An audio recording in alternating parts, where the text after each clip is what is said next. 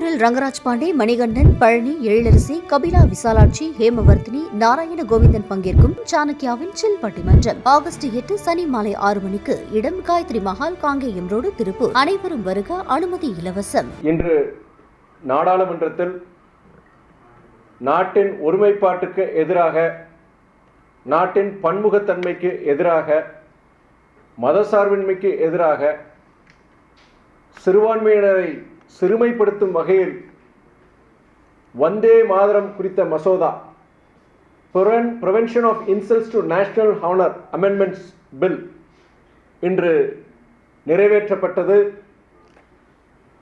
எதிர்க்கட்சிகளின் கருத்துக்களை கேட்காமல், எவ்வித விவாதமின்றி இந்த மசோதா நிறைவேற்றப்பட்டதை நான் வன்மையாக கண்டிக்கின்றேன்.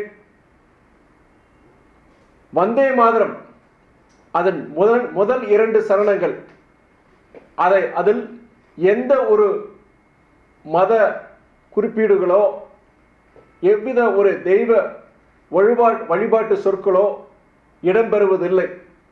அதனால்தான் அந்த வந்தே மாதரத்தின் முதல் 2 சரணங்கள் நமது நாட்டின் விடுதலை போராட்ட முழக்கமாக அங்கீகரிக்கப்பட்டு, அன்று நம் நாட்டின் விடுதலைக்காக தன் வாழ்க்கையை அர்ப்பணித்த தேசப்பிதா மகாத்மா காந்தியடிகள், நேதாஜி சுபாஷ் சந்திர போஸ், ரவீந்திரநாத் தாகூர் போன்றவர்களால் இந்த வந்தே மாதரத்தின் முதல் 2 சரணங்கள் தேசிய பாடலாக அங்கீகரிக்கப்பட்டது. ஆனால் அந்த 2 சரணங்களை தவிர்த்து பின்வரும் சரணங்கள் அதில் ஒரு குறிப்பிட்ட மதத்தை, அதில் அந்த மதத்தின் தெய்வங்களை குறிப்பிடும் வகையில் இருப்பதால் அன்று அதை தேசிய பாடலாக அவை சேர்க்கப்படவில்லை. சென்ற ஆண்டு டிசம்பர் மாதத்தில் வந்தே மாதரம் பாடலின் 150வது ஆண்டு நிறைவையொற்றி நாடாளுமன்றத்தில் சிறப்பு விவாதம் நடைபெற்ற பொழுது நான் இதை குறிப்பிட்டு, எந்த காரணத்திற்காக நம் தேசப்பிதா மகாத்மா காந்தி, நேதாஜி சுபாஷ் சந்திர போஸ் போன்றவர்கள் எதற்காக அந்த முதல் 2 சரணங்களை மற்றும் அவர்கள் அங்கீகரித்தனர், பின்னால் வரும் அந்த சரணங்கள் ஏன் அனுமதிக்கவில்லை, நம் நாட்டின் ஒருமைப்பாட்டை குலைக்கும் வகையில், பன்முகத்தன்மையை சிதைக்கும் வகையில் பின்னால் வரும் சரணங்கள் அமைந்துவிடும் என்பதற்காக, நாட்டின் ஒருமைப்பாட்டை பேணி காப்பதற்காக அந்த 2 சரணங்களை மற்றும் அவர்கள் அங்கீகரித்தனர். அது இன்று நாம் அந்த வரலாற்று சிறப்புமிக்க அந்த முடிவு, அதை நாம் மதித்து இன்றும் அதை பின்பற்றிட வேண்டும் என்று நான் குறிப்பிட்டேன்.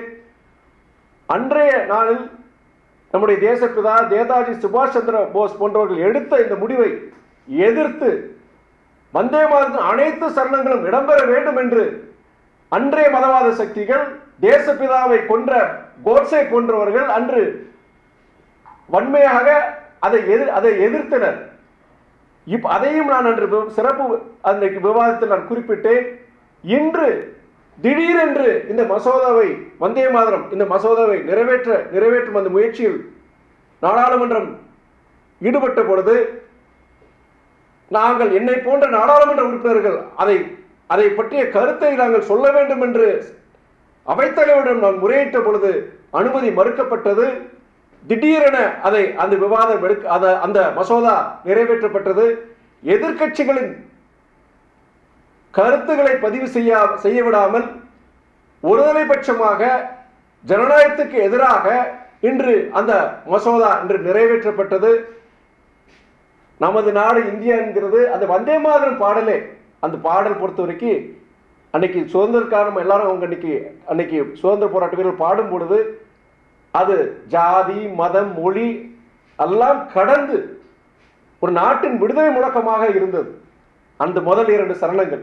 ஆனால் இன்னைக்கு அதே வந்தே மாதரத்தை நாட்டின் ஒருமைப்பாட்டை குலைக்கும் வகையில் அந்த பின்னால் வர சரணங்கள் அது குறிப்பிட்ட மதம், குறிப்பிட்ட தெய்வங்களை குறிப்பிடும் வகையில் இருப்பதால் அதையும் சேர்க்கறதுக்கான இன்னைக்கு முயற்சி பண்ணியிருக்கிறாங்க. இது அன்னைக்கு கோட்சே போன்றவர்கள் அன்னைக்கு இதை தான் அவங்க வரவேற்றாங்க.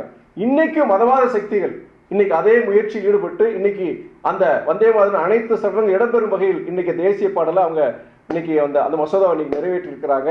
கண்டிக்கத்தக்கது. நாட்டினுடைய ஒருமைப்பாட்டிற்கு, மதசார்பின்மைக்கு, பன்முகத்தன்மைக்கு எதிரான இந்த மசோதா, இந்த முடிவு, இதை நான் மறுமலர்ச்சி திராவிட முன்னேற்ற கழகத்தின் சார்பாக நான் இதை வன்மையாக கண்டிக்கின்றேன்.